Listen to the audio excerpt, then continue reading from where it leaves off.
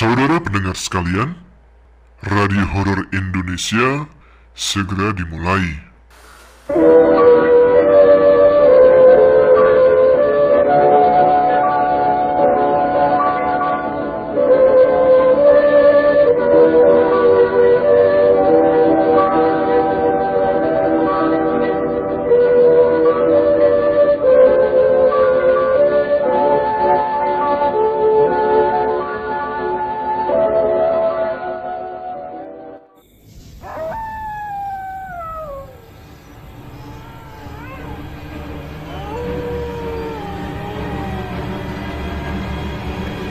Assalamualaikum warahmatullahi wabarakatuh. Jumpa lagi dengan saya Tama, dan kali ini dalam segmen Radio Horor Indonesia.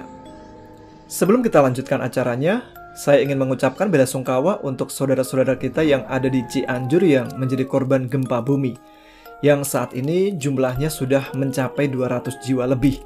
Semoga saudara-saudara kita yang di Cianjur serta di tempat-tempat lain yang terkena musibah diberikan kekuatan dan kesabaran, dan musibah ini menjadi pengingat untuk kita semua bahwa kematian itu sebenarnya dekat sekali. Jadi gunakan hidup sebaik mungkin untuk bermanfaat bagi yang lainnya. Nah, bagi teman-teman yang ingin membantu saudara-saudara kita yang ada di Cianjur tapi bingung lewat mana, teman-teman bisa juga menyalurkannya melalui relawan dari KPG, Komunitas Pendaki Gunung. Detailnya ada di sini. Oke, kita lanjutkan Radio Horor Indonesia, di mana saya akan membacakan beberapa kisah-kisah horor untuk teman-teman sekalian menemani malam Jumat kalian. Bagi yang ingin ikut membagikan cerita pengalaman mistisnya, bisa dikirim ke email kami adaapagrangan20@gmail.com atau DM kami langsung ke Instagram AAG Channel.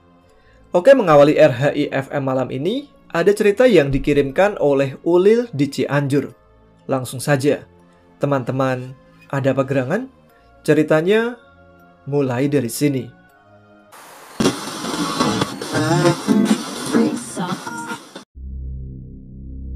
Assalamualaikum Mas Tama dan teman-teman ada apa gerangan? Perkenalkan, nama saya Ulil. Saya salah satu pendengar setia channel Ada Apa Gerangan dan berasal dari Jawa Barat. Lebih tepatnya tempat tinggal saya di kota Cianjur. Kali ini saya mau berbagi pengalaman saya ketika malam tahun baru pada tahun 2012. Ketika itu, saya masih duduk di kelas 3 SMP. Pada tahun 2012 akhir, tepatnya di bulan Desember, saya dan keempat teman saya merencanakan untuk naik ke Leweng Cikancana pada malam tahun baru. Awalnya, rencana kami ingin malam tahun baruan di Karanghawu, Sukabumi. Tapi dikarenakan tidak diperbolehkan oleh orang tua, jadi terpaksa kami bermalam tahun baru di leweng atau hutan. Sebenarnya ini juga nggak dibolehin sih sama orang tua, tapi kita diam-diam berangkat dan tidak pamitan sama orang tua. Oh ya, keempat teman saya yaitu Wahyu, Erwin, Ales, dan Ayi. Waktu itu saya berangkat dari rumah pukul 2:30 sore, dikarenakan Leweng Cikancana tidak terlalu jauh dari kampung kami. Kami berangkat dengan logistik seadanya, hanya berbekal kastrol, beras, dan bahan-bahan lainnya untuk membuat nasi liwet, bermodalkan sarung, golok, dan jaket. Waktu itu kami tidak pernah memikirkan di mana kami tidur, kehujanan atau enggak, yang penting berangkat aja dulu. Soal tidur belakangan. Singkat cerita, setelah melewati perkampungan terakhir, kami langsung disuguhkan dengan tanjakan yang lumayan menguras tenaga. Ketika saya dan teman saya berhenti sebentar untuk mengatur nafas, tiba-tiba ada 2 ekor anjing putih yang mengejar. Sontak kami panik dan semua naik ke satu pohon secara bersamaan. Kalau keinget waktu itu sih, suka senyum-senyum sendiri. Ya, karena lucu aja gitu. Kita rebutan naik satu pohon yang sama dengan terburu-buru. Ada yang kepalanya diinjek karena saking takutnya dengan anjing itu. Ada sekitar 15 menitan kami diam di atas pohon. Setelah anjing-anjing itu pergi, kami melanjutkan perjalanan. Singkat cerita, kami menemukan saung, atau bisa dibilang gubuk petani lah. Jam 6 sore, saya menyuruh Erwin dan Ales mengambil air untuk nanti malam, untuk membuat nasi liwet. Tapi mereka nggak mau, takut katanya. Terpaksalah saya dan satu teman saya yang bernama Wahyu yang turun untuk mengambil air dan sekalian mencuci beras. ketika saya sedang mencuci beras, sayup-sayup ada suara tertawa cekikikan, tapi suaranya terdengar jauh. Refleks saya menengok ke kanan dan ke kiri, tapi tidak ada apa-apa. "Yo, lu denger nggak? Cepetan kampret, jangan lama-lama, gua nggak enak perasaan nih," gerutu Wahyu sambil melihat ke sana kemari. Ketika kami mau balik ke gubuk, tiba-tiba suara cekikikan terdengar lagi di samping pohon tempat kami mencuci beras. Refleks saya pun berlari pontang-panting karena takut. Sesampainya di gubuk, Ayi yang melihat kami berlari ketakutan langsung bertanya, "Lu kenapa, Yu?" Wahyu pun menjawab, Gila, gue takut anjir, mending pulang aja yuk." "Lu kenapa, PA? Tiba-tiba ngajak pulang?" Ada kunti di bawah," jawab Wahyu sambil ngos-ngosan. "Ah, lu mah halu kali," ucap Erwin. "Pala lu halu, no tanya si Ulil." "Kalau gua halu, si Ulil gak bakalan denger," Ales lalu nyaut. "Emang beneran, Lil? Jangan nakut-nakutin lah." Saya pun menjawab, "Coba aja lu ke bawah kalau gak percaya." "Udah, biarin aja, di sini kan tempat mereka, ya wajar aja kan. Yang penting kita kan gak ganggu mereka, dan gak aneh-aneh juga di sini. Masa iya mau pulang? Udah nanggung ini," ucap Ayi. Lalu kami sepakat untuk melanjutkan bermalam di leweng atau hutan tersebut. Singkat cerita, kami masak-masak, ngobrol-ngobrol sambil melihat pemandangan kota Cianjur pada malam hari. Seketika, rasa takut pun hilang. "Indah ya, Lil, jadi betah gue di sini," ucap Erwin. Singkat cerita, pukul 12 malam, kami pun disuguhkan dengan pemandangan kembang api di setiap sudut kota Cianjur. "Wah, keren parah.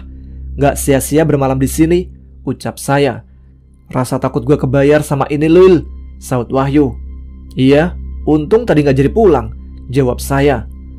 Waktu berlalu, memasuki tahun 2013. Pukul 2 tengah malam, suasana hening dan sepi. Perasaan mulai tidak enak. Tiba-tiba, ketika kami sedang tiduran di dalam gubuk, Wahyu menggigil parah dan kami waktu itu tidak tahu yang namanya hipotermia. Sontak kami panik semua. Sarung dipakaikan ke Wahyu. Lumayan cukup lama, akhirnya Wahyu pun normal kembali. Singkat cerita, ketika kami mau tidur, tiba-tiba Ayi yang tidurnya dekat dengan pintu gubuk loncat ke tengah-tengah kami sambil berteriak, "Astagfirullahaladzim, Kunti!" Kami semua panik ketakutan mau lari. Tapi mau lari kemana? Akhirnya kami bertumpuk berdempetan di dalam gubuk dan tidak lama setelah itu, gubuk digoyang-goyang kencang banget. Sambil terdengar suara tertawa cekikikan di atas gubuk. Seketika kami panik dan ketakutan. Semua anak-anak membaca doa sebisanya. Dan tidak lama, suara Kunti pun menghilang, berganti dengan suara riuh hewan jangkrik dan yang lainnya. Saya pun langsung berucap Alhamdulillah. Nuhun Gusti, masih di tangtayungan, yang artinya terima kasih ya Allah masih diberikan keselamatan. Pagi pun tiba, kami beres-beres untuk pulang. Dan demikian singkat cerita kami pun sampai di rumah dengan selamat Alhamdulillah. Baik, segitu aja cerita dari saya. Mohon maaf kalau tutur kata saya sedikit tidak beraturan. Maklumlah, karena bukan penulis atau semacamnya. Dan mohon maaf bila ada salah kata. Wassalamualaikum warahmatullahi wabarakatuh. Itulah cerita kiriman dari Ulil di Cianjur. Semoga Bang Ulil dalam keadaan sehat selalu ya.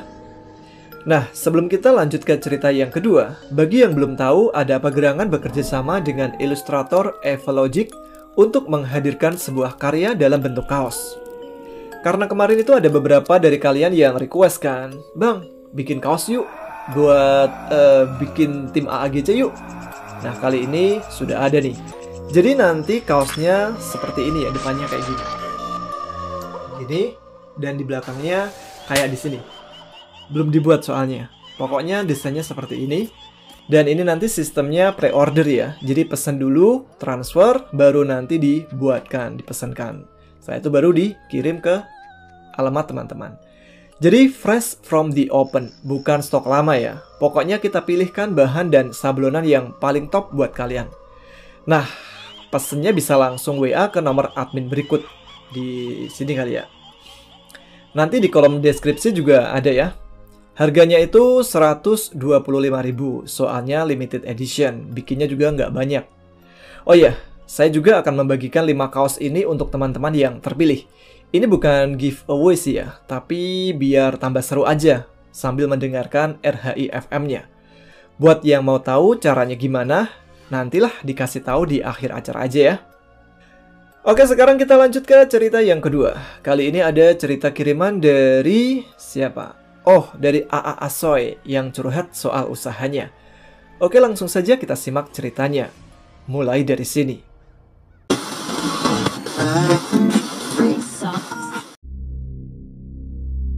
Assalamualaikum warahmatullahi wabarakatuh. Halo teman-teman, ada apa gerangan?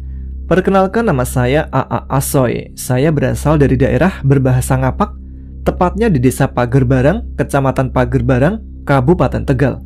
Orang Ngapak, orang kepenak. Saya merupakan anak ketiga dari 5 bersaudara dan laki-laki semua. Udah kayak Pandawa ya. Abang saya yang pertama bernama Muhammad Febrianto Suwatra, mempunyai usaha martabak dan punya 4 cabang dan 4 karyawan, tempatnya di Cikampek. Abang saya yang kedua bernama Ardiansyah Suwatra. Ia pun tidak kalah saing dengan mempunyai usaha yang sama, berjualan martabak dan mempunyai 2 cabang, 2 karyawan, tempatnya di Karawang. Yang keempat, adik saya yang bernama Ijan Suwatra, yang sudah meninggal ketika usianya baru 6 tahun. Yang kelima, adik saya yang bernama Bondan Suwatra. Ia masih menempuh pendidikan di bangku SMP. Lalu saya sendiri, anak ketiga yang bernama asli Muhammad Zana Suwatra, panggilan AA Asoy. Jauh banget ya? Nama panggilan saya digunakan saat ingin berkenalan dengan orang baru. Jadi di perantauan, orang-orang taunya nama saya ya AA Asoy. Biar lebih gaul sih. Saya memilih jalur yang berbeda dengan kedua kakak saya yang punya usaha sendiri, karena saya memang anak yang paling bandel di antara yang lainnya. Tidak bisa anteng, inginnya kesinilah, kesitulah, sampai akhirnya saya bekerja dengan orang Lamongan. Saya bekerja dari tahun 2015.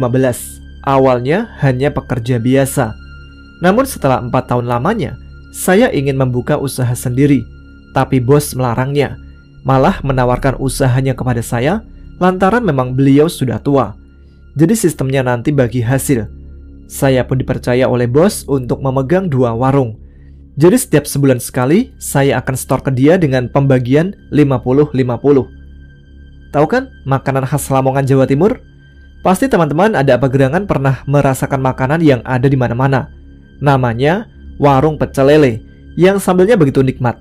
Ditambah lalapannya yang nyos. Aduh, enak banget dah. Apalagi bikinan saya. Wah, bikin nambah porsinya. Promosi. Ya, saya bekerja di warung seafood dan pecel lele Lamongan. Saya punya 2 warung dan 4 karyawan. Fikri, Farhan, Rizal, dan Alif. 1 warung masing-masing ditempati 2 karyawan. Warung pertama tempatnya di Cilebut Timur, Bogor, Jawa Barat. Yang saya tugaskan di situ Fikri dan Rizal. Sedangkan warung kedua di Bojonggede, Bogor, Jawa Barat. Di situ ada Alif dan Farhan. Jadi buat teman-teman ada apa gerangan yang ada di Cilebut Timur mungkin kenal sama saya, atau yang pernah naik kereta atau turun di stasiun Cilebut Timur, pas di sebelah kiri Indomaret Cilebut Timur ada warung dengan tulisan Warung Surga Mulut. Yang tahu jangan lupa mampir ya. Kejadian ini terjadi pada tanggal 10 bulan Agustus tahun 2021 kemarin. Usaha saya mengalami penurunan.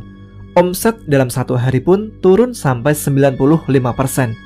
Saya pun ngomong ke semua karyawan sehabis pulang jualan. Ya namanya juga orang jualan, kadang rame kadang sepi. Syukurin aja lah. Ayo, lebih semangat lagi jualannya. Terus harus murah senyum sama pembeli. Hari-hari pun dijalani seperti biasa, tapi sudah seminggu jualan masih saja sepi. Tiba-tiba, salah satu karyawan saya bilang, katanya seminggu yang lalu di warung pertama di Cilebut Timur, ada pembeli yang mengadu kepadanya kalau ada orang lewat yang melempar sesuatu ke warung. Ketika dicek, katanya isinya 2 telur yang baunya busuk banget. Waktu itu mau melaporkan ke saya, tapi lupa. Tidak hanya itu, karyawan saya setiap jam 10 malam ke atas selalu ketakutan. Alif yang saya tugaskan jualan di Bojonggede, setiap malam melihat sosok besar berbulu yang matanya merah. Dan sering juga setiap jam 1 malam mereka mendengar suara wanita menangis di atas atap baja ringan. Tapi ketika dicek, tidak ada apa-apa. Lalu di warung pertama yang di Cilebut Timur, katanya mengalami hal yang sama. Malah parahnya, sering sekali setiap ada orang beli setelah maghrib, ayam yang habis digoreng dan masih panas mengeluarkan belatung yang menjijikkan. Kan aneh ya? Tapi setiap kejadian seperti itu, karyawan saya selalu menggantinya dengan yang baru. Saya pun bertanya kepada karyawan saya, "Kenapa kalian baru ngomong?" Katanya, ia lupa. Padahal ia setiap harinya ingin banget ngomong tentang hal ini. Tapi setiap ketemu saya, seakan-akan lupa semuanya. Malam harinya pukul 9 malam, saya ke warung pertama yang di Cilebut Timur ingin membuktikan sendiri. Saya duduk di meja kasir sambil mainan HP. Ini warung kok ngelek banget ya, padahal udah pakai kipas. Hati saya menggerutu. Tidak lama, ada pelanggan yang sudah lama biasa beli datang nyamperin saya. Dia bernama Bapak Korim. Korim pakai MM, bukan Korin ya, pakai N. Soy, tumben ke warung. Biasanya karyawan yang jualan, bosnya enakan tiduran. Oh iya, kenapa sekarang kok jarang buka warungnya, A? Dalam hati, lah, padahal setiap hari jualan. Kenapa bapak ini bilang kalau warung saya jarang buka? Emang bener, ada yang gak beres ini. Bapak, enak aja. Saya jarang ke warung tuh, punya bagian sendiri.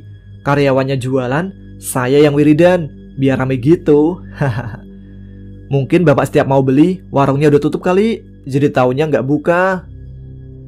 Bapak kesini tuh sehabis sholat isya, A. Berarti rame dong jualannya. Sore-sore udah tutup, berarti doa lu terkabul ya, A. Wiridan sampai bener-bener rame banget jualannya. Ya udah, A, bapak pesan udang saus tiram sama nasi uduknya 2 ya, dibungkus aja. Cepet, nanti malah gak kebagian lagi. Alhamdulillah, iya pak. Setelah saya sendiri merasakan keanehan, lalu saya memutuskan untuk menelpon teman lama saya yang asli orang Bogor. Halo, assalamualaikum, Bang Robi, ucap saya melalui sambungan telepon. Waalaikumsalam. Soy, tumben-tumbenan banget telepon. Ada apa nih? Jawab Bang Robi. Lalu saya menjelaskan apa yang sudah terjadi. Yaudah, A, nanti jam 10 ke atas saya ke situ ya, sama kawan saya yang tahu hal beginian. Oke bang, makasih banyak nih. Ditunggu ya bang. Singkat waktu, pukul 10:15 malam, Bang Robi pun datang bersama kedua temannya. Assalamualaikum, ucap seseorang di luar pintu kontrakan. Waalaikumsalam. Bang Robi, monggo masuk bang, jawab saya sambil menyuruhnya masuk. Teman Bang Robi itu laki-laki semua. Wajah mereka cerah banget, berambut panjang dan diikat, memakai sarung, jas putih, dan sorban yang disampirkan di pundaknya. Dan yang satu lagi pakai celana jeans hitam panjang, baju batik, terus pakai peci hitam. Saya kasih nama samaran aja ya, soalnya belum izin. Jadi panggil aja mereka Bang Abdul sama temennya Bang Abdel. Astagfirullahaladzim, ucap Bang Abdul ketika baru memasuki rumah kontrakan saya. Kenapa bang? Tanya Bang Robi. Ini mah jelas kiriman, A. Saya baru masuk aja udah banyak yang nyambut, jawab Bang Abdul yang sepertinya sudah mengetahui apa permasalahannya. Astagfirullahaladzim. Saya mendengar Bang Abdul tidak henti-hentinya mengucap istighfar. Monggo, duduk dulu, saya buatkan kopi dulu, ucap saya yang bergegas ke dapur. Setelah ngopi-ngopi dan segala macam, lalu Bang Abdul mengajak untuk melihat warung saya. Ketika kami hampir sampai, hanya berjarak 10 meteran dari warung, terdengar lagi Bang Abdul beristighfar. Sesampainya di warung, mulut Bang Abdul tidak ada hentinya membaca-baca doa. Lalu Bang Abdul mengelilingi warung sampai 3 atau 4 kali, kalau nggak salah, saya lupa. Astagfirullahaladzim, A. Ini kiriman luar biasa banget kekuatannya, kuat banget. Sudah jelas ini mah dukunnya bukan sembarang dukun, yang dibayar begitu mahal sama orang yang iri, A. Terus yang saya lihat, warung ini seperti diselimuti banyak asap. Jadi setiap ada orang mau beli, warungnya ketutup, kayak nggak ada warung. Terus banyak banget makhluk kiriman di sini. Ada yang berbulu lebat, matanya merah, kukunya panjang. Terus ada juga pocong yang mukanya korengan, sampai ngeluarin belatung. kuntilanak yang mukanya hancur juga ada. Tapi ada satu sosok nih yang auranya begitu kuat yang bikin saya fokus. Sosok siluman ular. Dari semua makhluk yang mengganggu, kayaknya siluman itu atasannya. Terus warung yang satu di sana sepertinya perewangan sosok itu juga. Jelas Bang Abdul setelah itu mulutnya tidak ada hentinya membaca doa. Terus tujuan mereka apa, Bang? Tanya saya yang sudah ketakutan dan keringat dingin. Karena waktu itu warung ini terasa panas banget, ngelekep bikin gerah. Tujuan utama mereka ingin membuat usaha hancur, terus menyakiti kamu, A. Tapi tunggu, ini A biasa aja ya? Gak ada ngerasain sakit atau apa gitu, A? Tanya Bang Abdul sambil mau duduk bersila. Alhamdulillah Bang, gak ngerasain apa-apa. Tapi gak tahu deh kalau karyawan saya. Tapi kayaknya mereka juga gak ngerasain apa-apa. Paling yang sering dikeluhkan ke saya itu mereka suka sakit kepala. Ya sudah, nanti habis tutup jualannya saya akan berusaha semaksimal mungkin, kata Bang Abdul. Pukul 12:30 malam, kedua warung sudah tutup. Setelah sholat, Bang Abdul meminta agar semuanya kumpul di ruang tamu dan selalu berdoa meminta perlindungan kepada Allah yang Maha Kuasa. Kontrakan saya yang biasanya selalu dihiasi keasikan, canda dan tawa, entah malam atau siang, tapi malam ini dihiasi dengan doa-doa yang bergumam di mulut masing-masing orang. Ketegangan dan hawa mistis yang kami rasakan. Alif, Rizal, bikinin kopi tuh buat abang-abang ini, suruh saya ke karyawan saya. Del, kamu siap? Tanya Bang Abdul. Insya Allah saya siap, Bang. Baru saja Bang Abdul duduk bersila di belakang Bang Abdel dan ingin membaca amalannya. Tiba-tiba terdengar suara teriakan yang menggema di seluruh ruangan kontrakan ini, hingga membuat tetangga kontrakan saya berdatangan. Suara itu dari arah dapur. Itu suara Alif yang saya suruh membuat kopi bersama Rizal. Sontak kami semua pun langsung pergi menuju ke dapur. Dan kami semua kaget dengan apa yang kami lihat di ruangan dapur. Di situ, Alif sedang dicekik oleh Rizal sambil tertawa-tawa, bahkan kaki Alif sampai terangkat ke atas. Di situ saya pun langsung tidak bisa tinggal diam. Emosi saya memuncak. Saya yang bertanggung jawab atas semua karyawan saya, karena saya yang mengajak mereka dari kampung ke sini untuk bekerja. Jadi di sini semua bersaudara, jangan ada yang saling bermusuhan. Saya langsung menuju ke mereka berdua. Baru 2 langkah maju, saya ditarik oleh Bang Robi. Asoy, jangan. Biar Bang Abdul. Tapi Bang, mereka sedang berantem. Mereka bukan berantem, tapi si Rizal itu sedang kerasukan. Astagfirullahaladzim. Kemudian Bang Abdul maju dan membaca doa, entah doa apa. Saya kurang dengar. Lalu Bang Abdul menarik makhluk yang merasuki Rizal supaya berpindah ke badan Bang Abdel. Berani sekali kamu mencampuri urusan saya. Kamu tidak bakal sanggup melawan atasan saya, ucap makhluk yang merasuki Bang Abdel. Saya tidak akan mencampuri urusan kamu kalau kamu tidak menyakiti saudara saya. Insya Allah dengan izin Allah, saya akan mengalahkan makhluk seperti kamu dan atasan kamu, jawab Bang Abdul sambil tangannya menggenggam tasbih dan tidak ada hentinya wiridan. Jangan sombong ke manusia, ucap makhluk itu sambil menyerang Bang Abdul. Lalu dengan sigap Bang Abdul dapat menghindarinya. Bang Abdul pun menyerang balik memakai ilmu yang dimilikinya. Allahu Akbar. Seketika Bang Abdel langsung terkulai lemas. Hei, kamu keluar dan panggil atasan kamu, ucap Bang Abdul dengan sigapnya jika makhluk itu menyerangnya lagi. Makhluk itu pun masih tidak mau keluar dari tubuh Bang Abdel, masih mengerang kesakitan. Lalu Bang Abdul bilang lagi, kamu mau keluar atau saya bakar? Belum selesai Bang Abdul mengucapkan takbir, makhluk itu langsung minta ampun. Seolah tidak terima anak buahnya kalah, lalu atasannya masuk ke tubuh Bang Abdel dengan sendirinya. Terdengar suara tertawa dari makhluk yang baru masuk ke tubuh Bang Abdel itu. Tapi kali ini suara wanita. Pasti kalian menebak bahwa dia kuntilanak. Bukan, tebakan teman-teman salah.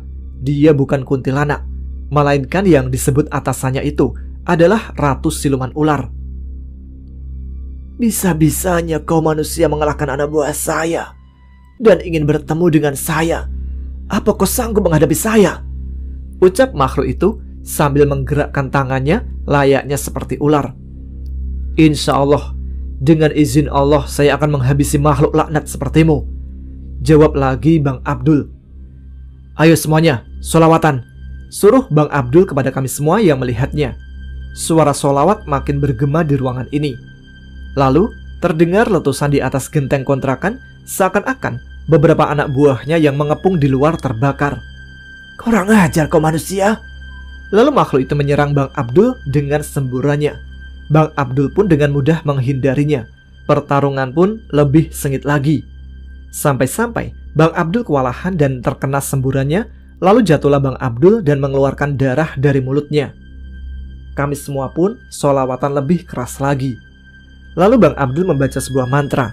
Yang saya dengar itu memakai bahasa Sunda. Saya tidak tahu artinya. Saya memang sudah lama tinggal di Bogor dan bergaul dengan orang Sunda, tapi susah banget mengartikan bahasa Sunda yang dibaca oleh Bang Abdul. Setelah Bang Abdul selesai membaca mantra-mantranya, Bang Abdul menyerang makhluk itu pakai sorban yang di lehernya. Lalu dikibaskan sorbannya dan mengenai makhluk itu. Seketika makhluk itu pun serasa kepanasan dan ketakutan. Pertarungan begitu lama di ruangan dapur ini sampai jam 2:30 pagi. Mungkin serasa dirinya sudah mau kalah, makhluk itu lalu bilang, "Siapa kau sebenarnya anak muda?" "Kau tidak perlu tahu siapa saya. Tapi jika kau memaksa ingin tahu, kau harus mengikuti kemauan saya dan harus berjanji lebih dulu," jawab Bang Abdul. "Apa rupanya yang kau inginkan anak muda?" tanya makhluk itu lagi. "Kamu harus pergi dengan tenang ke alammu. Cabut lagi sihir-sihir yang telah kamu sebarkan, beserta anak buahmu yang tersisa itu. Jangan menyakiti saudara saya ini, dan jangan pernah menyakiti siapapun lagi. Jangan datang kembali lagi. Jika saya melihat kamu di luar sana masih keliaran, menyakiti orang lain, saya tidak akan segan-segan memusnahkan kamu. Masalah dukun yang menyuruh kamu itu, biar saya yang mengurusnya," jawab Bang Abdul yang sudah berhasil meluluhkan makhluk siluman ular itu. "Baik, saya akan mengikuti kemauan kamu dan berjanji. Sekarang tunjukkan siapa kau sebenarnya." Lalu yang saya lihat, Bang Abdul mengucapkan Bismillahirrahmanirrahim, terus kakinya menginjak-injak tanah sebanyak 3 kali. Lalu Bang Abdul memejamkan kedua matanya selama 2 menit. Bang Abdul pun membuka matanya kembali dan menatap ke makhluk yang merasuki tubuh Bang Abdul, temannya itu. Seketika makhluk itu pun langsung bersujud dan bilang, "Ampun Raden, ampun Raden. Saya di bawah kemampuan dukun itu. Saya hanya suruhan." Sontak saya dan yang lain yang melihatnya pun kaget dengan yang disebutkan makhluk tersebut. Berarti sudah jelas dia bukan orang sembarangan. Saya di situ sudah lega lantaran makhluk itu sudah tidak seganas yang waktu baru masuk ke tubuh Bang Abdul. Tapi otak saya masih memikirkan, kenapa ya dunia sudah maju begini masih ada aja yang beginian? "Sekarang cepat kamu mau keluar sendirinya atau saya keluarkan?" tanya Bang Abdul kepada makhluk itu. "Saya akan keluar sendiri, tapi tolong Raden mengurus dukun itu supaya tidak mengikat saya lagi," jawab makhluk itu yang sedang bergoyang tengkurap di tanah layaknya seperti ular. "Baik, dukun itu sekarang menjadi urusan saya. Sekarang kamu keluar dan ingat janjinya yang dibuat tadi ya," jelas Bang Abdul. "Saya izin pamit Raden." Setelah makhluk itu pergi, Bang Abdul meminta garam krosok yang katanya mau dibuat pagar gaib. Lalu Bang Abdul membaca doa-doa dan meniupkannya ke garam itu. Kemudian Bang Abdul pun pergi keluar dan menaburkannya garam itu di setiap pojok-pojok kontrakan saya. Kemudian Bang Abdul pergi ke warung pertama saya yang di Cilebut Timur, yang jaraknya hanya 15 meter dari kontrakan saya. Di sana Bang Abdul menaburkan lagi semua garam ke seluruh ruangan warung. Lalu Bang Abdul meminta saya untuk menyuruh karyawan saya sekarang juga untuk menyebarkan garam ke warung satunya lagi yang ada di Bojonggede. Katanya mumpung masih malam, belum ramai orang. Pada pukul 3:15 menjelang subuh, keluarlah Bang Abdul dari kamar saya yang baru selesai menjalankan sholat. Lalu kami semua pun duduk di ruang tamu sambil ngopi-ngopi dan menghabiskan beberapa batang rokok. "Bang, gimana dengan dukun itu?" tanya Bang Robi yang sambil menghisap rokok kesukaannya, Sampurna Might. "Sudah, tenang aja, santai. Dukun itu udah tobat. Emang kalian gak ngelihat dukun itu datang ke sini dan hanya bisa berdiri di depan pintu pas saya lagi di kamar?" tanya balik lagi Bang Abdul sambil tertawa-tawa. dukun itu kesini. Bang, pintu dari tadi kebuka lebar. Kami semua aja dari tadi duduk di sini. Tidak ada sama sekali yang datang ke sini. Aneh Bang Abdul ini, ucap Bang Robi yang sedang kebingungan. Bang Abdul hanya tersenyum. Sering gak kekurangan duit? Tanya Bang Abdul kepada saya. Sering sih Bang. Jadi saya ngitung nih hasil jualannya malam ini, uang ada 3 juta. Kadang itu tinggal 2 juta gitu Bang. Itu gak tiap hari Bang, kadang 3 hari sekali gitu. Tapi saya gak menuduh karyawan sih yang ngambilnya. Saya hanya berpikir, mungkin saya salah hitung. Jelas saya kepada Bang Abdul. Pengen tahu gak siapa yang ngambil uang itu? Tadi waktu saya bikin pagar gaib menaburkan garam di pojokan rumah, saya ngelihat ada 3 bocah botak. Bocah itu lagi liatin saya dari kejauhan. Nah, pas saya liatin balik tuh bocah, mereka pada lari, berhamburan. Ada yang kesana-kesana. Makanya saya tanya ke AA, sering kehilangan duit atau enggak? Jelas Bang Abdul sambil tertawa-tawa. Jelas saya pun ikut tertawa terbahak-bahak dan disusul oleh yang lain. Yang kami tahu ternyata itu tuyul. Pukul 5:30 pagi, Bang Robi dan Bang Abdul serta Bang Abdel izin pamit ingin pulang. Namun sebelum beranjak pergi dari duduknya, Bang Abdul memberitahu siapa dalang dari semua ini. Tapi Bang Abdul tidak menyebutkan namanya. Bang Abdul hanya bilang, nanti AA bakal tahu sendiri siapa orang itu. Orang sama-sama pedagang di dekat sini. Mungkin dia iri kalau warungnya AA itu rame. Nanti AA tahu sendirilah orang itu. Jika tidak kuat pasti mental, gak jualan lagi, ucap Bang Abdul sambil bergegas pergi. Lalu Bang Abdul mengingatkan semuanya. Satu hal yang pasti bagi manusia adalah kematian.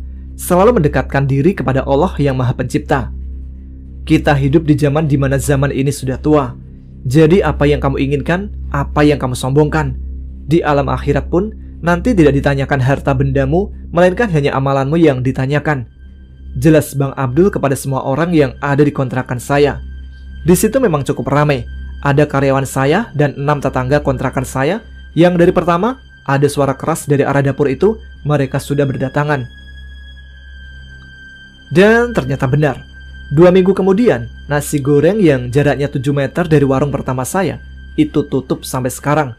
Setahu saya mereka itu juga orang perantauan. Kok aneh ya? Padahal yang dijual aja beda, pikir saya. Tapi ya sudahlah. Dan alhamdulillah usaha saya sekarang masih berjalan lancar. Dan alhamdulillahnya lagi, ingin ada rencana membuka cabang lagi. Tapi nanti setelah menikah. Makanya saya minta doanya ya teman-teman, supaya diberikan kelancaran sampai hari H nanti. Resepsi akan dimulai setelah Lebaran tahun 2023 nanti. Tuliskan komen biar saya bisa mengundang kalian semua. Tapi amplop harus penuh ya. Dan ceritanya selesai sampai di sini. Sebenarnya ceritanya panjang banget sih, tapi capek nulisnya. Jadi saya ringkas aja ya. Terima kasih buat Mas Tama yang sudah membacakan cerita saya. Semoga tim AAGC semakin berkembang, maju dan sukses. Terima kasih juga untuk teman-teman Ada Apa Gerangan yang sudah mendengar cerita saya. Semoga semuanya diberikan kesehatan, dicukupkan rezekinya, dan selalu dalam lindungan Allah Subhanahu wa Ta'ala. Ambil hikmah di setiap kejadian. Saya AA Asoy izin pamit. Jazakumullah ahsanal jaza. Wassalamualaikum warahmatullahi wabarakatuh. Itu dia cerita dari AA Asoy di Bogor. Orang ngapak, orang kepenak. Jadi beda ya, kalau ngomong pakai logat Jawa yang saya pakai itu ora ngapa, ora kepenak. Ya, sudahlah, gitulah pokoknya. Oke, sebelum kita lanjut ke cerita berikutnya, saatnya comment session. Jadi di mana saya akan membacakan beberapa komentar-komentar yang terpilih yang sudah dikirim ke Instagram Ada Apa Gerangan. Yang pertama, kali ini ada Beborere Saivena AK5. Susah amat. Eksis dong kepada teman-teman RHI FM dan AAGC. Doakan keluarga, teman, dan sahabat saya yang terdampak musibah longsor di Cianjur, di mana salah satunya dari sahabat saya dan satu putri kecilnya belum ditemukan hingga saat ini. Sakit rasanya melihat dan mendengar orang-orang terdekat entah di mana sekarang. Turut berduka ya Mbak. Semoga temannya dan juga putrinya segera ditemukan. Dan untuk keluarga dan teman-teman yang jadi relawan, tetap semangat ya.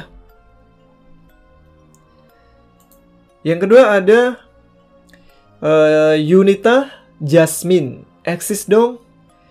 Mas Tama, salam dari negeri beton alias Hong Kong. Oh iya, kemarin saya sempat tanya mengenai kaos AAGC, tapi mengingat bulan depan insya Allah sudah pulang ke tanah air, jadi nanti kalau sudah di negeri Konoha saja ordernya. Buat semua yang menyimak suara Mas Tama yang bikin candu, salam kenal aja. Buat Mas Tama sehat-sehat dan selalu semangat berkaryanya. Siap, makasih Mbak Yunita Yasmin. Oh mungkin Mbak Yunita Yasmin nanti bisa ini sih ya, karena kan kita close ordernya itu tanggal 7 Desember. Jadi mungkin bisa dialamatkan ke rumah dulu. Nanti kalau pulang ke rumah, udah ada kaosnya kan enak, tinggal dipakai. Bisa difoto, dikirim ke Instagram kita. Barangkali mau dipajang, ya kan?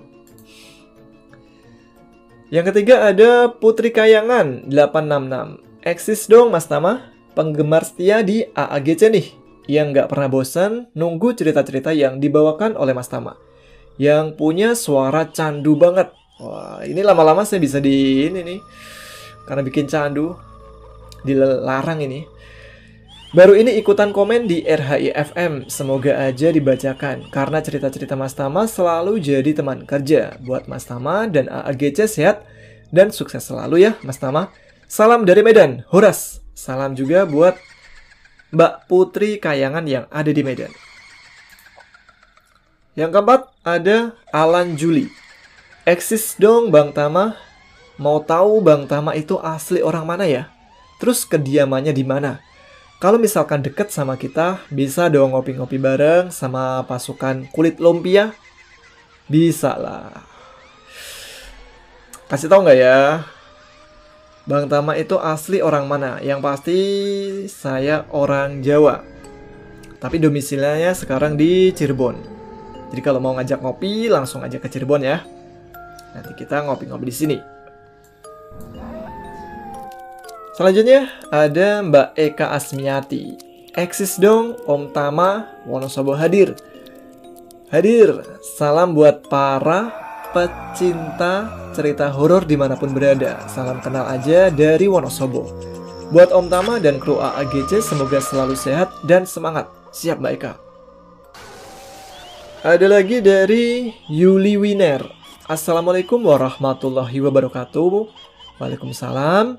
Eksis dong Mas Tama, titip salam buat pendengar RHI FM Ada Apa Gerangan Channel. Salam juga buat anak-anakku yang pada anti horor 100% terbalik dengan mamahnya. Semoga secuil cerita saya bisa Mas Tama baca. Sekali lagi sehat selalu, lancar dan terus maju Ada Apa Gerangan Channel dan Mas Tama, kru dan keluarga. Salam hormat dari Bali. Hadir. Terima kasih Mbak Yuli Winer. Jadi ada cerita apa nih dari Mbak Yuli nih? Oke, kita baca sebentar ya. Sebenarnya asal kisah di diri saya Mas Tama, tapi saya masih bingung harus menceritakan dari mana. Terlalu rumit dan sampai saat ini, misteri itu tidak akan terungkap. Saya kehilangan Umi saat anak pertama saya umur 3 tahun. Lalu kehilangan suami pertama di saat umur anak ketiga saya 3 tahun. Setelah berulang kali, rumah dimasuki ular. Lalu menikah kedua kalinya, saya dan anak pertama sempat diruqyah karena ada perjanjian di diri saya yang harus jadi tumbal. Begitu kata Ustadz, dan didengar suami kedua saya. Dan suami kedua saya meninggal setelah anak pertamanya atau anak keempat saya umur 3 tahun. Dan adiknya 1 tahun. Dan anak yang tepat berumur 3 tahun, semua anak perempuan. Sampai tepat berumur 3 tahun, semua anak perempuan. Sampai saat ini, saya hanya mampu menguatkan hati ini. Semoga jalan Allah Subhanahu wa Ta'ala. Misteri diri yang jelimet kalau orang Jawa bilang. Iya ya Mbak Yuli. Ini sebuah misteri banget sih. Jadi ngomong-ngomong siapa yang menumbalkan dan ditumbalkan ke siapa? Ini mungkin bisa jadi cerita yang seru ya. Karena mungkin dari kecilnya, mungkin dari leluhurnya ya. Bisa aja. Mungkin ditunggu ceritanya ya Mbak Yuli. Nah, bagi teman-teman yang juga ingin pesannya dibacakan, bisa komen di salah satu postingan di Instagram AAG Channel sebelum RHI FM tayang. Jadi kunjungi akun Instagramnya dan jangan lupa follow juga ya. Oke, cerita selanjutnya ada cerita pendakian. Kali ini pendakian ke Gunung Salak. Langsung saja, teman-teman ada pegerangan? Ceritanya mulai dari sini.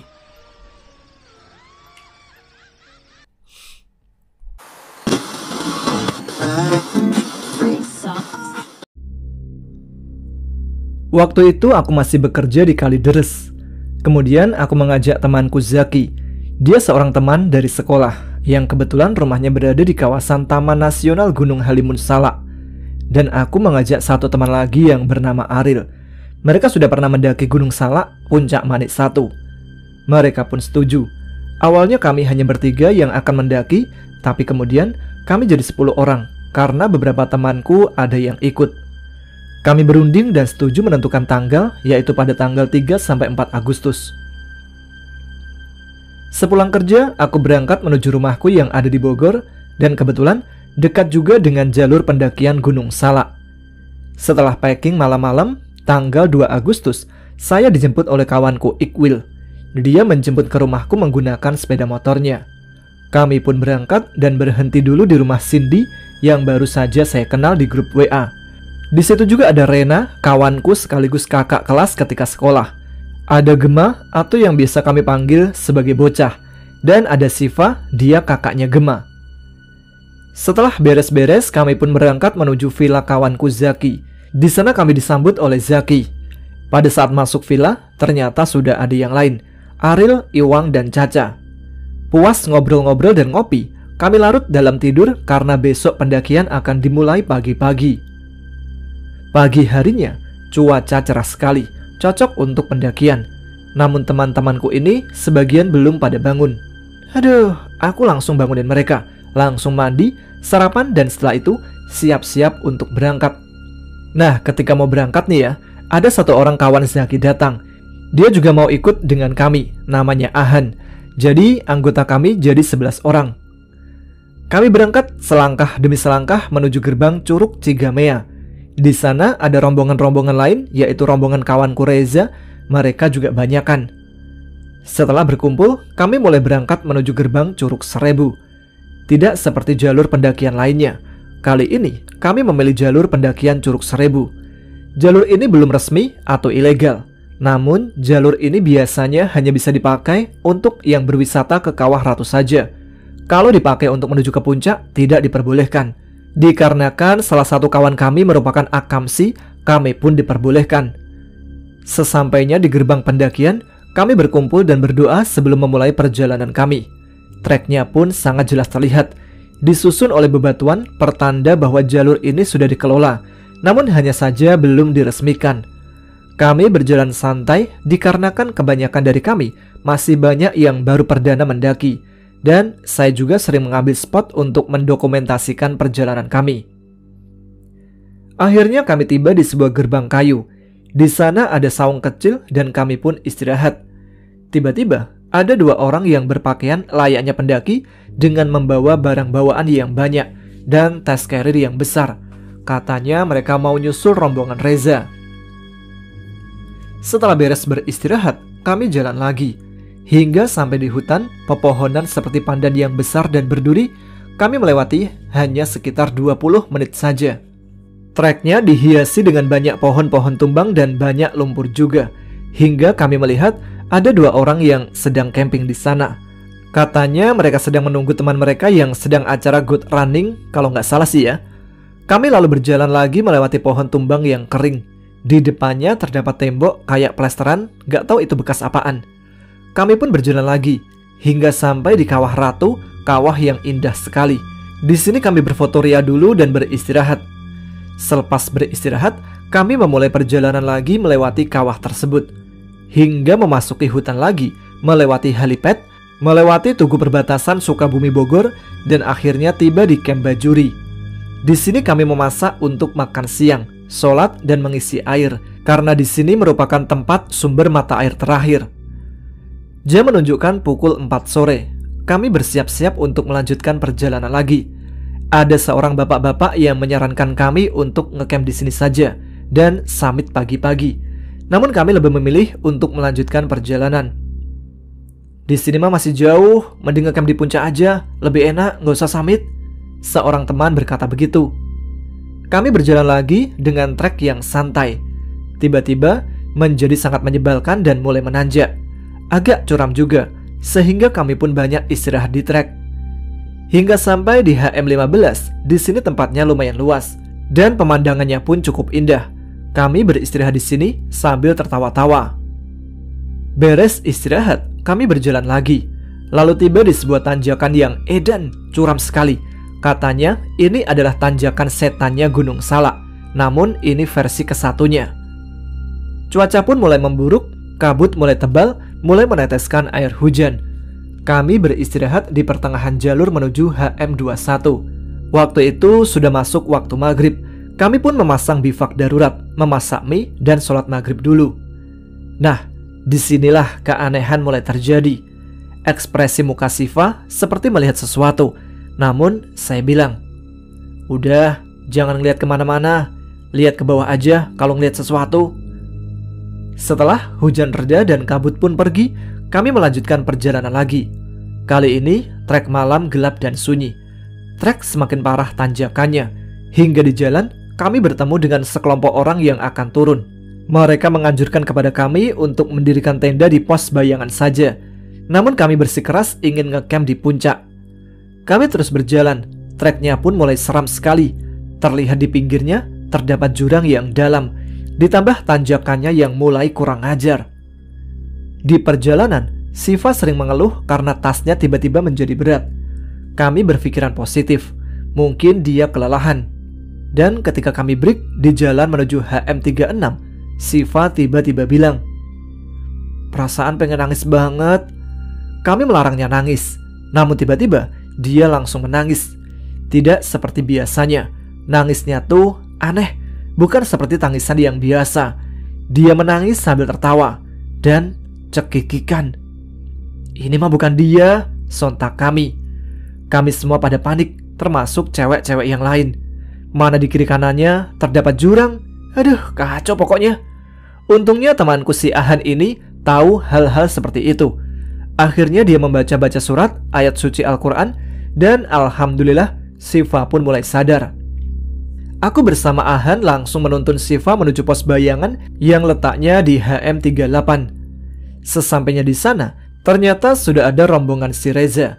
Aku langsung berteriak, "Woi, tenda cewek mana? Masukin nih si Siva." Pada saat mau memasukkan Siva, tiba-tiba dia langsung pingsan. Dia langsung kejang-kejang sambil menggeram. Sontak semuanya yang ada di sana kaget. Cewek rombongan Reza pun pada keluar semua. Aku berteriak pada kawanku yang masih di bawah agar cepat-cepat menuju ke pos bayangan. Setelah susah payah dibacakan ayat suci Al-Quran, alhamdulillah Siva mulai sadar. Kami langsung memberikan dia minum. Oh iya, ada salah satu teman kami yang bernama Zaki. Dia ternyata dibekali daun bidara oleh seseorang di kampungnya. Daun bidaranya langsung ditumbuk, dicampurkan ke air, dan langsung diminumkan ke Siva. Kami terpaksa harus mendirikan tenda di pos bayangan. Rencana kami gagal untuk mendirikan tenda di puncak, tapi memang lebih baik mendirikan tenda di sini. Kami kebingungan karena lapaknya hanya ada buat satu tenda saja. Tiba-tiba ada rombongan lain, gak tahu orang mana. Dia menawarkan kami mengisikan tendanya yang satu lagi. Dengan senang hati, kami pun menerima tawaran itu.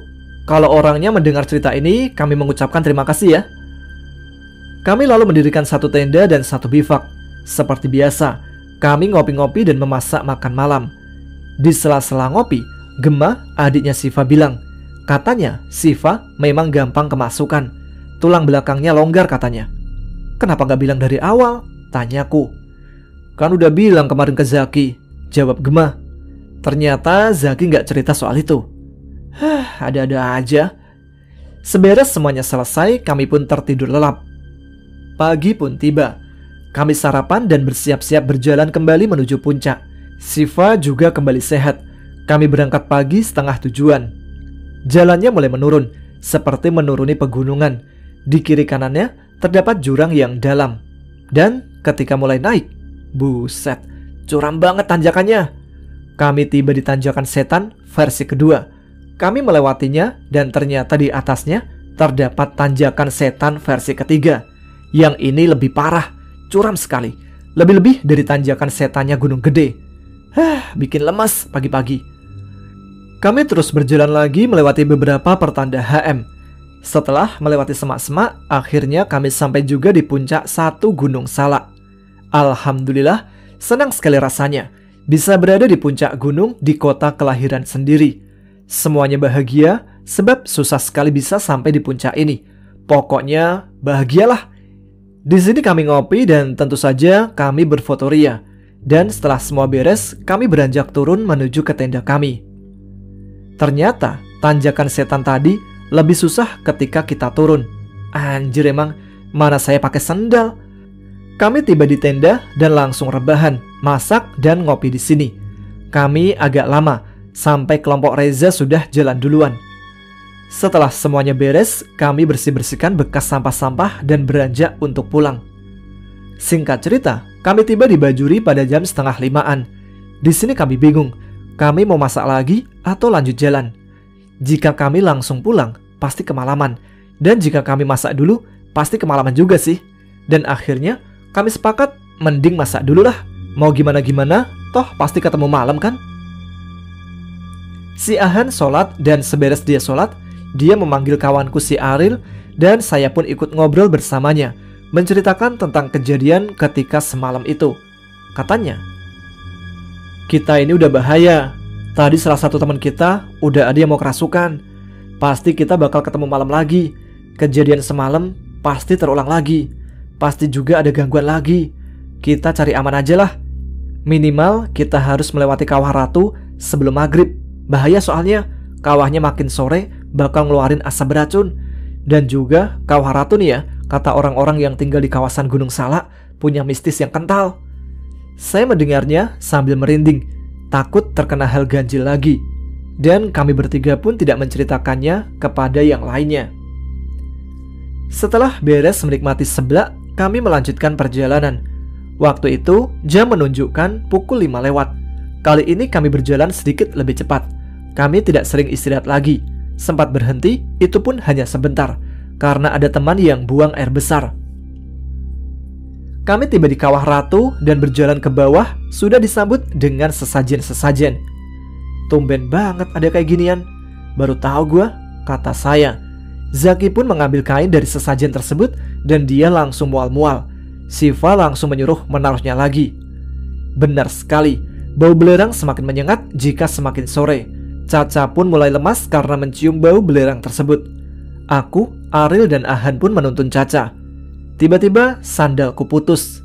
Ada-ada aja sih ini. Aku terpaksa nggak pakai sandal, walaupun sakit karena jalan bebatuan. Alhamdulillah, kami tiba juga di ujung kawah. Caca mulai lemas dan Siva langsung menyiramkan air yang sudah dia baca-bacain ayat suci Al-Quran. Kami beristirahat dulu sebentar. Aku pun meminjam sandal kepada si Gema. Kami mulai berjalan lagi hingga maghrib tiba. Kami tidak berhenti dulu karena takut ada yang kerasukan lagi.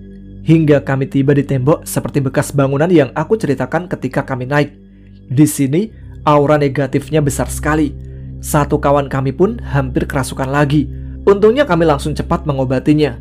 Zaki pun bercerita, katanya di situ ada hantu hitam besar sekali, namun dia takut untuk melihatnya. Dan Aril bilang di kirinya ada sosok kuntilanak. Besar banget kuntilanaknya. Pas dia melihat lagi, kuntilanak itu pun udah menghilang. Di sini juga saya mulai terasa berat sekali, seperti ada yang menaiki. Kami terus berjalan. Di perjalanan pulang, kami tidak berhenti-berhenti membacakan sholawat dan membaca istighfar. Di sepanjang jalan, aku melihat kawanku Rifki dan Gema sering menggoyang-goyangkan dan memegang tas kerilnya. Ternyata bukan aku saja ya yang dijailin, kataku dalam hati. Kami terus berjalan, gangguannya pun mulai sedikit parah. Kami mendengar ada suara bapak-bapak yang sedang batuk. Lalu ada juga perempuan yang sedang menangis. Aku pun sudah bodo amat, intinya aku pengen cepat-cepat sampai. Hingga kami tiba di hutan pohon pandan berduri. Di sini Rena tiba-tiba mual-mual dan dia mulai tidak sadar. Kami semua sontak panik dan Ahan mulai membacakan ayat suci Al-Quran.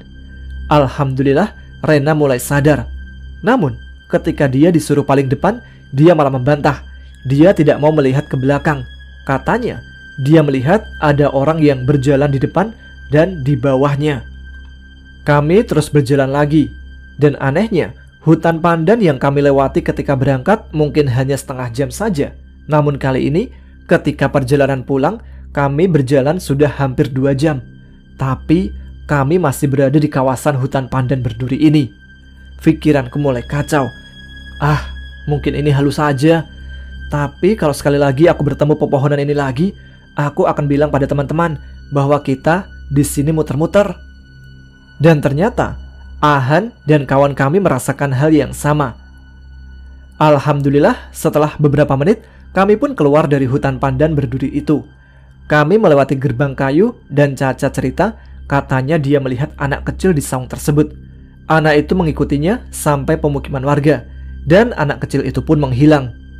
Kami terus berjalan dan akhirnya kami sampai di sebuah jembatan kecil. Siva bilang, berempat-empat aja lewatnya. Gak tahu kenapa dia bilang begitu.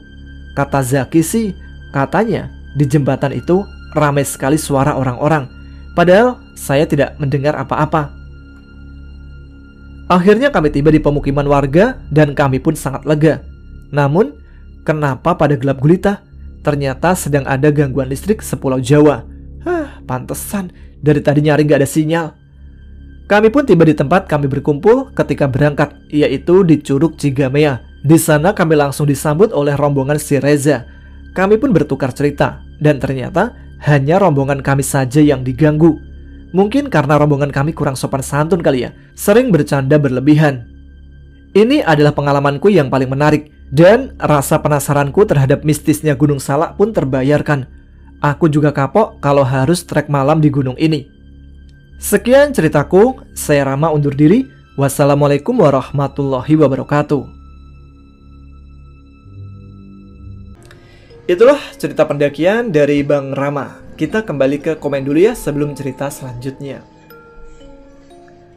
Kali ini ada Gozi.Ramdhani. Eksis dong Mas Tama, sudah subscribe 1 tahun lebih, tapi baru berani komen sekarang. Salam sukses buat pejuang devisa dan buat teman-teman dari negeri ginseng Korea. Terima kasih buat Mas Tama. Semoga sukses dan sehat selalu. Amin. Kenapa baru berani komen sekarang Mas Gozi? Padahal kan yang komen gak disantet ya sama saya. Oke, selanjutnya ada Mbak Yeti Rahman. Eksis dong, cuman mau menyapa aja Mas Tama, selalu support. Siap Mbak Yeti. Terima kasih supportnya. Selanjutnya ada Ahmad Nur Fikri 15. Assalamualaikum Mas Tama. Waalaikumsalam. Eksis dong, Lego Tangerang selalu hadir dan menyimak video AAGC dari subscriber 10.000 sampai sekarang. Semoga Mas Tama sehat selalu dan tim AAGC. Saya juga sudah ikut PO kaos AAGC. Mantap. Pertama lagi pesennya. Ditunggu kaosnya ya Mas. Salam Lego Tangerang. Siap Mas Ahmad, ditunggu kaosnya juga. Mantap nih. Jadi udah lama termasuk ya dari subscriber 10.000. Terima kasih Mas Ahmad untuk supportnya sampai saat ini. Ada lagi dari Doi24. Eksis dong. Assalamualaikum Mas Tama. Semoga Mas Tama sehat selalu. Salam dari Kota Angin, Majalengka. Saya pendengar setia AAGC, apalagi dengerin sambil kerja bersama rekan kerja saya. Ada yang mau nitip salam dari ibu-ibu rekan kerja yang ada di Cungkila, Talaga, Majalengka. Ada Ibu Oon, Ibu Nunung, Ibu Ita, Ibu Apas, Ibu Enci,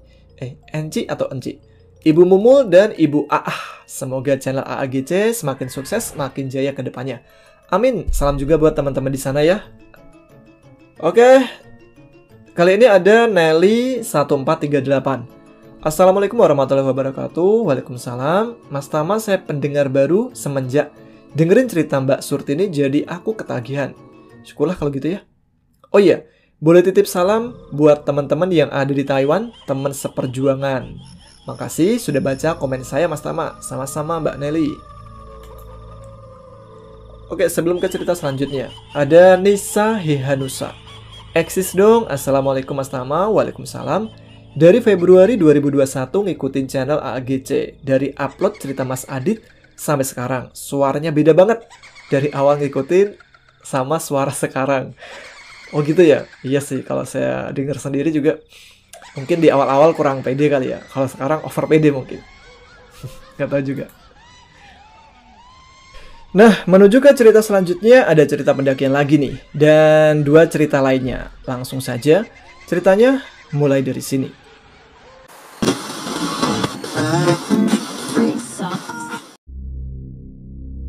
Semua dimulai pada awal tahun, tepatnya Januari di tahun 2020, di mana saya dan beberapa teman merencanakan untuk pergi mendaki salah satu gunung di Sumatera. Pada saat itu, saya sangat bersemangat untuk mempersiapkan semuanya, mulai dari tenda, sepatu, dan semua yang dibutuhkan untuk melakukan hiking. Pada saat sampai di lokasi, tidak terjadi apa-apa, dan rombongan memasuki jalan untuk naik ke gunung bersama rombongan-rombongan yang lainnya. Sampai di pos pemberhentian pertama, kami memutuskan untuk mendirikan tenda di sini dan melanjutkan pendakian esok pagi. Pada saat pagi, kami melanjutkan pendakian kami. Saat perjalanan, kami juga bertemu dengan beberapa rombongan lainnya. Saat itu cuaca tiba-tiba mendung dan hujan. Kami pun masih terus melanjutkan perjalanan hingga sampai ke puncak pada sore hari. Kami mendirikan tenda dan bersiap untuk menghadapi dinginnya malam nanti. Sampai di sini belum ada kejanggalan apa-apa. Semua masih normal-normal saja. Tapi saat kami turun dari gunung tersebut, di pertengahan, salah satu dari kelompok kami, sebut saja yang bernama Nia, tiba-tiba terdiam dan tidak berani bicara apa-apa. Dia seperti takut akan sesuatu hal, hingga teman kami menanyakan kepadanya, tapi dia hanya diam saja. Sejenak saya mendekatinya dan melihat dia gemetar sambil membaca zikir. Saya dan Nia pun turun lebih dulu meninggalkan teman-teman yang lain di belakang. Pada saat turun, entah kenapa, kami menemukan jalan yang bercabang. Saya dan Nia pun memilih jalan. Pada saat masuk jalan yang kami pilih, beruntung ada seorang pendaki yang bukan dari rombongan kami. Dia meneriaki kami kalau itu adalah jalan yang salah. Saya dan Nia pun memilih jalan yang satunya.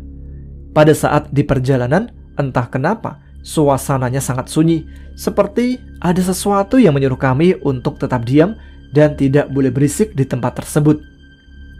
Saya pun teringat pada saat hari di mana kami mendaki, salah seorang dari rombongan kami, sebut saja bernama Andi. Pada saat itu, kami berhenti kalau Andi menunjukkan sesuatu sambil berkata, coba lihat, ini beberapa hari yang lalu, ada pendaki yang merekam ini." Yang ditunjukkan teman saya itu adalah sebuah penampakan yang direkam oleh pendaki yang mendaki gunung ini beberapa hari yang lalu. Sejenak saya dan Nia pun terdiam, tapi saya mencoba terus memberanikan diri dan melanjutkan perjalanan, walau dengan rasa was-was karena suasana yang begitu aneh.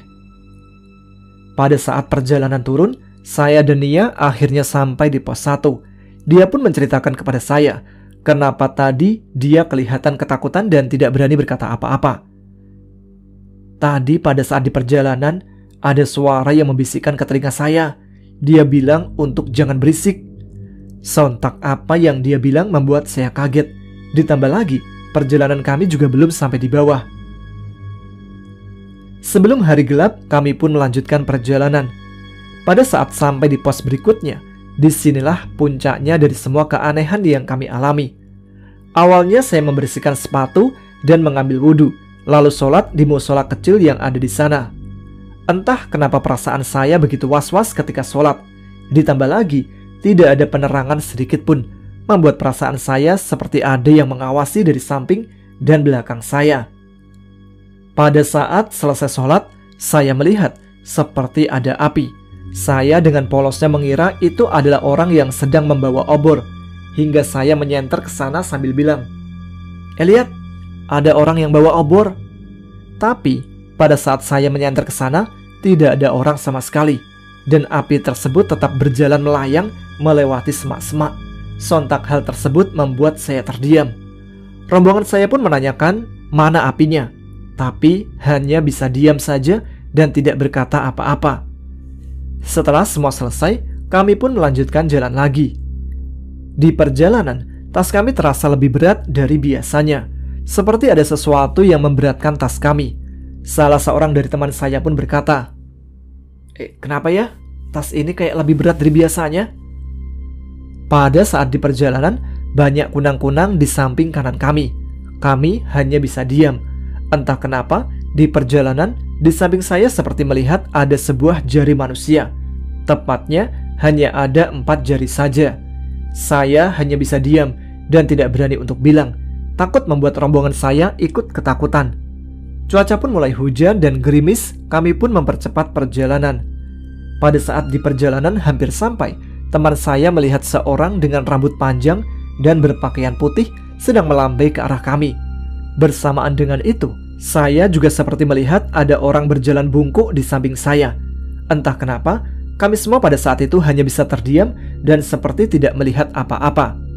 Sampai pada akhirnya, kami sampai di bawah.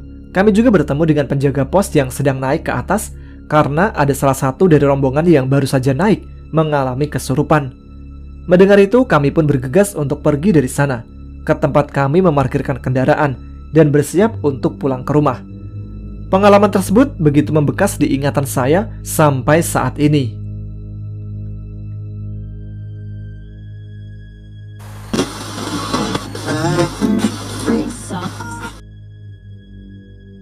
Lawang Sewu adalah salah satu bangunan bersejarah di kota Semarang yang tentu saja memiliki banyak kisah mistis. Salah satunya yang dialami oleh saya sendiri dan teman-teman saya. Perkenalkan, nama saya Tika. Saat itu, saya masih kelas 9 SMP. Kebetulan SMP saya sangat berdekatan dengan bangunan tersebut. Saat itu, di Lawang Sewu sedang diadakan pameran kesenian, sehingga seluruh siswa di SMP saya turut diundang untuk ikut meramaikan acara pameran tersebut. "Nah, apa sih harus ke Lawang Sewu sekarang?" keluh sahabatku yang ada di sampingku. "Emang kenapa?" tanyaku kepadanya. "Aku lagi datang bulan, kau tahu mitosnya kan? Kalau lagi dapet, kita nggak boleh nginjakkan kaki di Lawang Sewu," ucapnya. "Halah, itu hanya mitos. Jangan percaya, itu nggak bener kok. Lagian, aku juga lagi dapet. Dan aku santai aja tuh masuk ke sana," jawabku. Tapi perasaanku tetap nggak enak, Tik. "Gimana jika ada sesuatu yang terjadi pada kita nanti?" tanya sahabatku. "Tenang," ucapku menenangkannya. "Semoga kita tidak kenapa-napa," ucap sahabatku. Kami saat itu mulai masuk lebih dalam ke gedung Lawang Sewu. Kami bersama rombongan kami melihat banyak sekali lukisan karya warga lokal. Bahkan bukan hanya lukisan, kerajinan tangan juga ada di sini.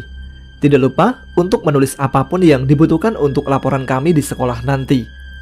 Hingga sahabatku menarik lengan bajuku dan menunjuk sesuatu di pojok ruangan yang kami masuki bersama rombongan yang lain.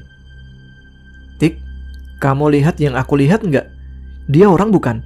tanyanya hingga mataku melirik yang ia tunjuk. "Itu orang." "Kenapa mikir begitu?" tanyaku hingga sahabatku berbisik pelan kepadaku. "Kakinya melayang," ucapnya membuatku terkejut hingga mataku melihat kaki orang tersebut. Dan benar saja, gadis yang berpakaian layaknya kami dengan baju SMP yang melekat di tubuhnya, kakinya tidak menapak ke tanah. "Nit, sepertinya kita melihat sesuatu yang salah. Kita berdoa dan jangan sampai kita hilang dari rombongan kelas ini," ucapku menenangkan sahabatku satu ini. Kami terus bergandengan tangan hingga melewati beberapa ruangan. Yang anehnya, kami selalu melihat gadis yang sama di setiap sudut ruangan yang rombongan kami datangi. Sahabatku Nita mulai menggenggam erat tanganku. Aku tahu dia sangat takut, begitu pula denganku. Tapi bagaimanapun, aku tidak boleh terlihat takut di depan sahabatku. Ruangan demi ruangan kami datangi hingga salah satu teman sekelas kami berkata, "Bu, maaf, tapi sepertinya ruangan ini kita sudah datangi beberapa kali." Guru kami hanya terdiam tidak menjawab. Ia hanya tersenyum ramah kepada kami dan hal itu membuat kami menjadi takut. "Anak-anak, sekarang ibu tanya, ada yang datang bulan atau tidak di sini? Karena jujur saja, ibu juga merasa kita hanya putar-putar saja di lantai ini dan selalu berada di ruangan yang sama," ucap guruku. Aku dan beberapa teman sekelas mengangkat tangan menjawab ucapan guruku. "Pantas saja. Kalian jangan panik ya. Sepertinya kita disesatkan oleh makhluk di sini," ucap guruku membuatku bertambah takut. Kami terus berputar-putar di ruangan yang sama hingga salah satu teman kami berteriak keras. Aku dan Nita terkejut dan langsung melihat teman kami terduduk dengan wajah pucat seperti melihat sesuatu yang menakutkan. Guru kami langsung mendatanginya dan menenangkannya. Aku terus berdoa dan berdoa agar dapat terbebas dari ruangan ini. Hingga ada suara lirih terdengar di telingaku. Keluar dari ruangan ini, belok kiri, jika bertemu tangga langsung turun dan jangan menengok ke belakang. Begitulah bisikan yang aku dengar. Aku tidak tahu siapa yang membisikiku, tapi aku mencoba untuk tetap percaya dan langsung berkata kepada guruku. Kami pun keluar dari ruangan itu, lalu belok kiri memasuki lorong lain. Kami sama sekali tidak ada yang melihat ke belakang. Meskipun selama kami berjalan, banyak sekali suara yang menakutkan menggangguku. Dari suara gadis yang menangis, suara tertawa entah dari mana, hingga kami bertemu tangga yang langsung menuju ke lantai 1, hingga kami bertemu dengan pintu keluar. Kami pun bernafas lega setelah dapat keluar dari bangunan ini. Satu yang aku pelajari, jangan pernah meremehkan mitos apapun itu.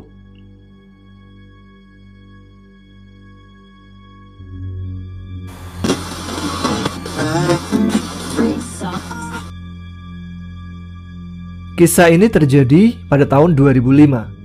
Waktu itu, saya masih kelas 1 SD. Saya diceritakan oleh kakak kelas saya bernama Tipah kelas 5 SD, yang katanya neneknya pernah melihat hantu itu. Di desa Pematang Baru, Kecamatan Martapura Timur, tepatnya di RT 2, di depan rumah saya, tepatnya di halaman rumah saya, yang biasa saya jadikan tempat bermain bersama teman-teman, terdapat sebuah pohon besar dan tinggi. Orang-orang menyebutnya pohon jingah. Nah, dari pohon jingah itu berhubungan langsung dengan sebuah danau yang tidak terlalu luas. Jadi di seberang danau itulah rumah neneknya teman saya. Jadi pohon jingah yang di depannya ada sebuah danau tadi berada di antara rumah saya dan rumah Tipah serta neneknya. Suatu malam, nenek Tipah perlu keluar rumah. Tepatnya pada pukul 1:30 malam, neneknya Tipah membuka pintu belakang rumahnya, lalu turun ke halaman belakang rumah untuk menimba air demi berwudu. Karena belum adanya pompa air waktu itu, jadi neneknya Tipah membawa 2 buah ember untuk mengambil air dari sumur. Ketika kedua ember telah terisi, neneknya Tipah segera beranjak dari sumur dengan membawa 2 buah ember. Tapi entah kenapa, tiba-tiba saja mata neneknya Tipah memandang ke arah pohon jingah di depan rumah saya. Dan betapa terkejutnya beliau saat pandangan beliau tertuju ke bawah pohon jingah, tepat di seberang danau tempat beliau menciduk air dari sumur. Di bawah pohon jingah itu terdapat sosok yang berpakaian seperti jubah putih namun berpayung berwarna hitam. Awalnya neneknya Tipah mengira itu adalah Bapak Haji Kani yang habis pulang dari masjid. Tapi ada yang janggal di pikiran nenek-nenek yang kira-kira saat itu berumur 60 tahunan. Lah, kok Pak Haji Kani tengah malam banget pulangnya? Tumben, gumam neneknya Tipah heran. Bukannya ini gak hujan ya? Ngapain beliau pakai payung tengah malam begini? Tiba-tiba neneknya Tipah merasa merinding, firasat tidak enak merasuki beliau. Disebabkan minimnya cahaya di malam hari, sosok tersebut tidak terlihat terlalu jelas. Karena penasaran, neneknya Tipah terus saja mengamati sosok di bawah pohon jingah tersebut. Lalu, perlahan-lahan, sinar bulan mulai menerangi area di bawah pohon jingah itu, hingga terlihat jelaslah sosok yang berdiri di dekat danau itu. Betapa terkejutnya beliau saat sesosok yang dikira Haji Kani itu bukanlah manusia, melainkan makhluk halus, berjubah putih, berpayung hitam, layaknya payung untuk mengantarkan jenazah. Saat makhluk tersebut mengangkat payung hitam yang berteteskan banyak darah itu, terlihat rupa menyeramkannya. Wajahnya hanya berwujud tengkorak yang hampir putus dari lehernya. Ternyata sejak tadi kakinya tidak menapak di tanah, melainkan melayang di udara. Jelas itu bukan manusia. Makhluk tersebut terus menatap tajam ke arah neneknya Tipah. 2 ember air penuh yang ditenteng di kedua tangan beliau jatuh begitu saja dari tangan beliau dan tumpah di tanah. Karena saking gemetarannya, lantaran ketakutan, beliau langsung masuk ke rumah dan segera ke kamar menutup diri dengan selimut. Setelah diceritakan oleh Tipah saat pulang sekolah, saya jadi takut untuk melihat ke arah pohon jingah yang ada di depan rumah saya.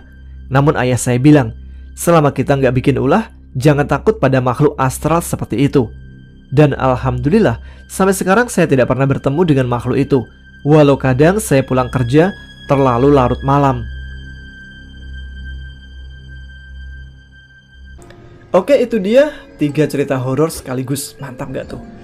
Ayo, yang mau ceritanya dibacakan, kirim ke email ya, biar panjang durasi Radio Horor Indonesianya. Oke, kita baca komentar lagi yang sudah dikirim ke Instagram kami. Kali ini ada Andini Alfahri. Assalamualaikum AA Tama, eksis dong. Waalaikumsalam. Hongkong hadir lagi. Salam buat para pendengar RHI FM dan AAGC. Sayang banget ya, Rahayu udah tamat. Kira-kira ada Rahayu season 2 nggak ya? Oh iya, AA, kaos AAGC bisa nggak ya dikasih gambar naganya gitu? Pasti cakep banget. Ditunggu lanjutan Danan Cahyo AA. Buat AA Tama, makasih karena udah selalu bacain komen aku. Semoga AAGC semakin sukses dan AA Tama selalu diberi kesehatan biar bisa menghibur kita semua. Amin. Terima kasih Mbak Andini dan Mas Alfahri. Ini apa ini? Adakah cerita Rahayu season 2? Kasih tau nggak ya? Bocoran. Kayaknya ada sih. Kayaknya ada. Cuman nggak tahu kapan. Gitu aja bocorannya. Terus kaos AGC bisa nggak ya dikasih gambar naga? Wah, ini pasti fansnya Gundala Horeng nih. Mungkin bisa ya kedepannya kita bikin kaos. Kalau sekarang kan edisi pertama kaos AGC. Nah, mungkin nanti bikin edisi keduanya kaos Gundala Horeng kali ya. Atau bisa juga nanti kita kerjasama sama minta izin dulu ke Mas Dio Setanya untuk bikin kaos Danan dan Cahyo. Seru nggak tuh? Bisa nggak ya? Bisa dong ya. Selanjutnya ada Drosidan. Eksis Bang Tama. Assalamualaikum. Waalaikumsalam. Mau kirim-kirim salam nih buat Bang Tama dan semua pecinta AAGC, terutama istri dan anak saya. Semoga diberikan kesehatan, keselamatan selalu. Amin. Ada Mbok Syasha 94. Eksis dong. Dari anak Riau yang tua di Kalimantan. Kelamaan di Kalimantan ini. Mau minta doanya dari semua penikmat AAGC untuk gempa di Cianjur, gempa di Padang, dan warga yang tinggal di dekat Sungai Kampar. Kabar terakhir akan meluap. Semoga selalu dalam lindungan Allah Subhanahu wa taala. Untuk almarhum dan almarhumah diampuni segala dosanya, keluarga yang ditinggalkan diberikan ketabahan dan keikhlasan. Amin. Amin ya robbal alamin. Semoga teman-teman yang ada di sana dimanapun itu diberikan keselamatan ya. Ada lagi dari Cahayaku 7713. Eksis dong Mas Tama. Pengen juga kan komenku dibacakan di RHI FM ini, yang selalu nungguin cerita-cerita Mas Tama buat jadi teman kerja, yang selalu pengen jadi komen yang pertama, tapi paling naik jadi komen yang kedua. Udah mantap lah. Gak pernah bosen dengar suara candunya Mas Tama. Sehat selalu ya Mas Tama, dan buat AAGC sukses terus. Salam dari Medan. Wah, Medan lagi nih. Ada 2 kali ini dari Medan ya. Yang dari Medan lain bisa angkat tangan. Ada lagi dari Hais Ridwan. Assalamualaikum. Waalaikumsalam. Eksis Tor sukses selalu di dunia dan akhirat buat Bang Tama dan sedulur semuanya. Saya dari Kuningan, Jawa Barat, tetangga Bang Tama ya? Betul. Iya, sudah 1 tahun lebih saya pantengin channel AAGC ini. Saya ingat waktu itu ketika gabut, galau melanda akibat dikhianatin bebek. Ya, akhirnya pisahan, terus galau deh. Tapi setelah mantengin kisah-kisah horor di AAGC, horornya, kejombloanku mulai terobati dan terhibur. Alhamdulillah.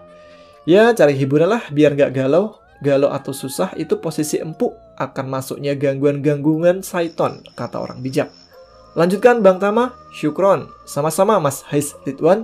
Semoga apa yang disajikan di sini bermanfaat ya. Salah satunya mungkin buat Mas Ridwan ini terhindar dari galaunya. Kali ini ada Akifa 5535. Assalamualaikum Mas Tama, numpang eksis dong dari saya yang di Taiwan. Salam keluargaku yang di Indramayu dan anak-anakku yang sakit. Semoga cepat sembuh, amin. Dan saya pun turut berduka atas musibah yang terjadi di Cianjur. Semoga tetap kuat untuk menghadapinya. Sungguh nggak tega melihat situasinya di berita-berita YouTube.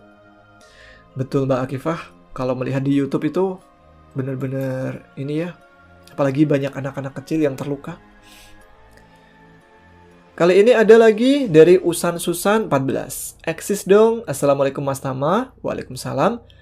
Bandung hadir lagi. Semoga kita semua selalu sehat walafiat, dipanjangkan usia serta selalu dalam maghfirah Allah Subhanahu wa taala. Mau kirim-kirim salam buat semua pecinta AAGC, fans Mas Tama.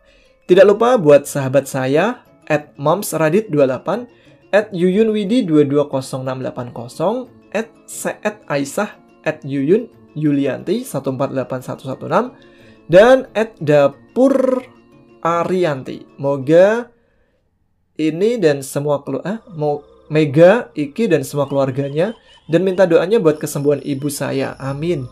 Sukses dan berkah buat Mas Tama dan AAGC Channel.